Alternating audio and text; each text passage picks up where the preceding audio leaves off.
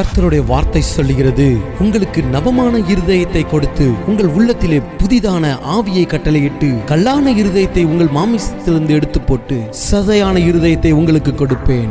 எசேக்கியேல் 36:26. கர்த்தர் நமக்கு நவமான இருதயத்தையும் புதிய ஆவியையும் கொடுக்க அவர் ஆயத்தம் உள்ளவராயிருக்கிறார். நாம் அவருடைய வார்த்தைக்கு செவி கொடுக்கும் பொழுது எசேக்கியேல் 36:28 சொல்வது போல, உங்கள் பிதாக்களுக்கு நான் கொடுத்த தேசத்திலே நீங்கள் குடியிருப்பீர்கள், நீங்கள் என் ஜனமாயிருப்பீர்கள், நான் உங்கள் தேவனாய் இருப்பேன் என்று கர்த்தர் சொல்லுகிறார். இந்த ஆசீர்வாதங்களை நாம் பெற்றுக்கொள்ளக் கூடாதபடிக்கு நம்மிடத்தில் காணப்படும் கசப்புகள், வைராக்கியங்கள், கோபங்கள் நம்மிடத்தில் காணப்படலாம். கர்த்தரிடத்தில் ஒப்புக்கொடுங்கள். கர்த்தர் உங்களுக்கு புதிய ஆவியை கொடுத்து அவர் உங்கள் தேவனாயிருப்பார், நீங்கள் அவர் ஜனமாயிருப்பீர்கள். அவர் உங்களை ஆசீர்வதிப்பார். ஆமென்.